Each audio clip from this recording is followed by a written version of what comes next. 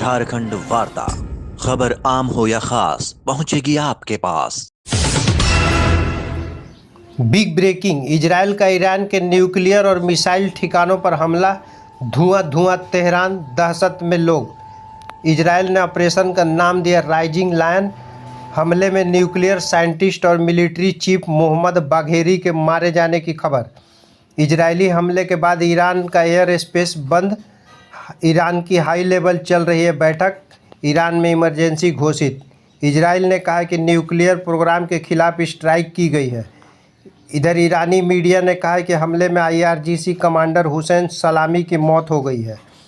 देखें हमले पर अमेरिका व्हाइट हाउस और इजराइल के प्रधानमंत्री बेंजामिन नेतन्याहू ने क्या कहा। Moments ago, Israel launched Operation Rising Lion, a targeted military operation to roll back the Iranian threat to Israel's very survival. This operation will continue for as many days as it takes to remove this threat. For decades, the tyrants of Tehran have brazenly, openly called for Israel's destruction. They've backed up their genocidal rhetoric with a program to develop nuclear weapons. In recent years, Iran has produced enough highly enriched uranium for 9 atom bombs. 9. In recent months, Iran has taken steps that it has never taken before, steps to weaponize this enriched uranium. And if not stopped, Iran could produce a nuclear weapon in a very short time. It could be a year, it could be within a few months, less than a year.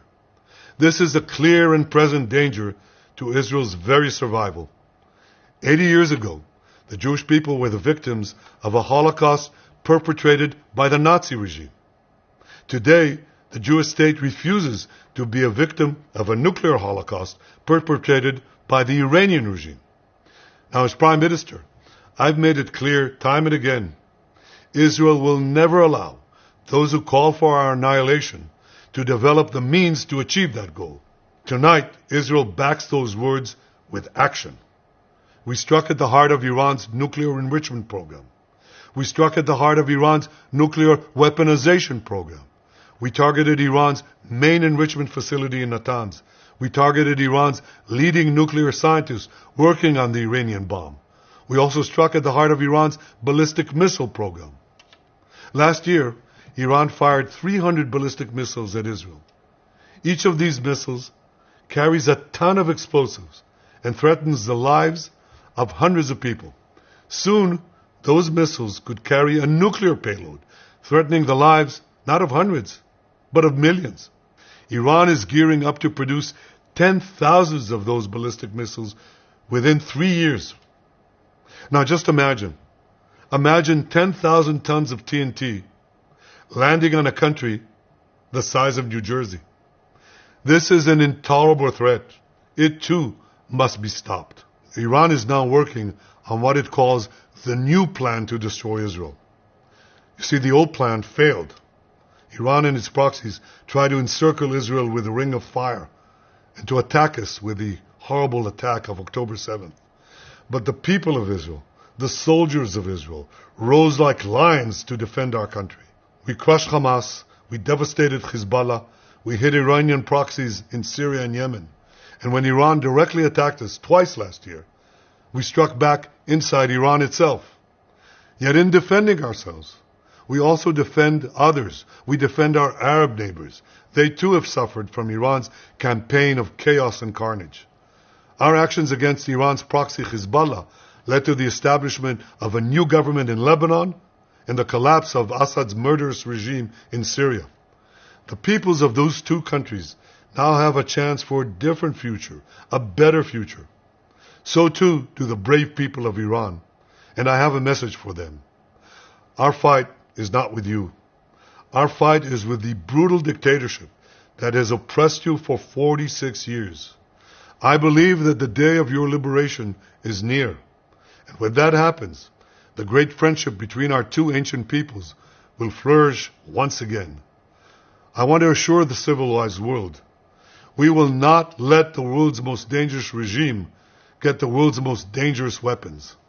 And Iran plans to give those weapons, nuclear weapons, to its terrorist proxies. That would make the nightmare of nuclear terrorism all too real.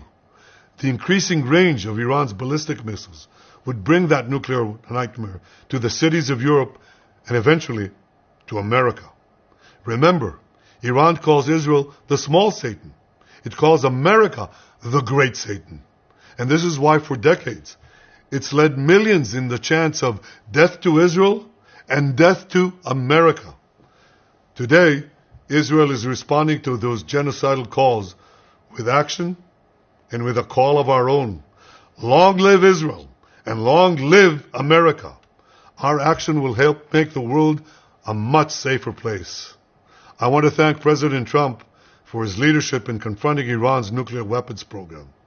He has made clear time and again that Iran cannot have a nuclear enrichment program.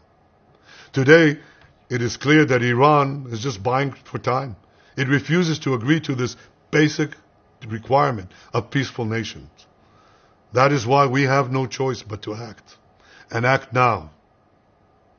The hardest decision any leader has to make is to thwart a danger before it is fully materialized. Nearly a century ago, facing the Nazis, a generation of leaders failed to act in time. They were paralyzed by the horrors of World War I. They were determined to avoid war at all costs, and they got the worst war ever. They adopted a policy of appeasement. They closed their eyes and ears to all the warning signs. That failure to act resulted in World War II, the deadliest war in history. It claimed the lives of 60 million, including 6 million Jews, a third of my people. After that war, the Jewish people and the Jewish state vowed, never again. Well, never again is now.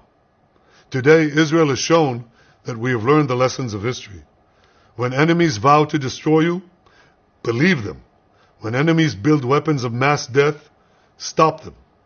As the Bible teaches us, when someone comes to kill you, rise and act first. This is exactly what Israel has done today. We have risen like lions to defend ourselves. Over 3,000 years ago, Moses gave the people of Israel a message that has steeled their resolve ever since. Be strong and courageous, he said. Today, our strong and courageous soldiers and people stand together to defend ourselves against those who seek our destruction. And by defending ourselves, we defend many others, and we roll back a murderous tyranny. Generations from now, history will record that our generation stood its ground, acted in time, and secured our common future. May God bless Israel. May God bless the forces of civilization everywhere. Thank you.